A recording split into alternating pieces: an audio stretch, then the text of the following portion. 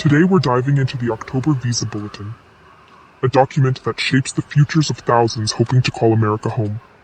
Every year, this bulletin is released by the U.S. Department of State, and for many, it's the most anticipated update in the immigration calendar.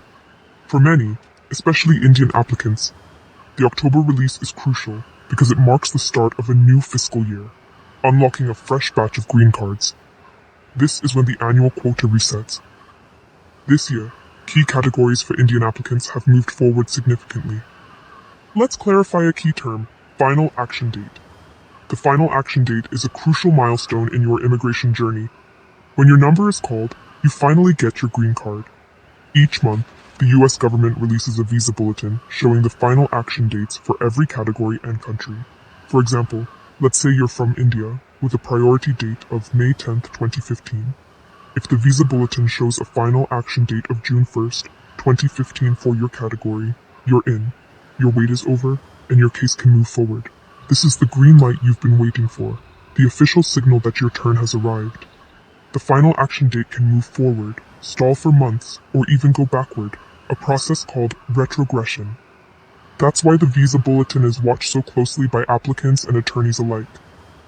The pace depends on how many green cards are available for your category and country, and how many people are ahead of you in line. Suddenly, thousands of people may become eligible at once. Big news for Indian EB-5 investors. The final action date jumped forward by 15 months, now at February 1st, 2021. This is the largest advancement for any Indian category in this bulletin. If you filed before February 2021, you are now eligible for green card approval.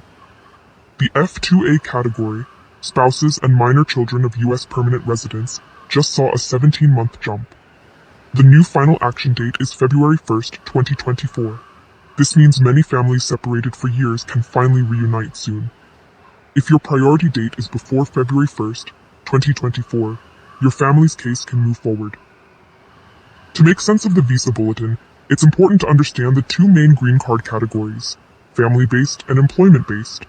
Family-based green cards are designed to help families reunite and stay together in the United States. Other family members, such as adult children, married children, and siblings of U.S. citizens, fall into what are called preference categories: F1, F2, including F2A and F2B, F3, and F4. Each of these categories has its own annual limit and wait times, which can range from a few years to over a decade, depending on demand and your country of origin. Employment-based green cards, on the other hand, are for people who bring valuable skills, expertise, or investment to the U.S. economy. These are divided into 5 main categories, known as EB1 through EB5, each with its own requirements and benefits. EB1 is reserved for individuals with extraordinary abilities, outstanding professors and researchers, and multinational executives. This category is highly competitive, but often has shorter wait times due to its strict criteria. EB2 and EB3 are the most common for skilled professionals, especially for Indian applicants. These categories often have the longest backlogs, sometimes stretching for years, because of high demand and per-country limits.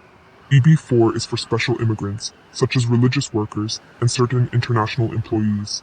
EB5 is unique.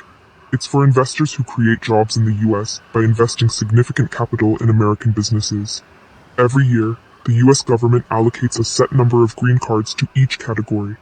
This quota system is what creates the waiting lines you see in the visa bulletin,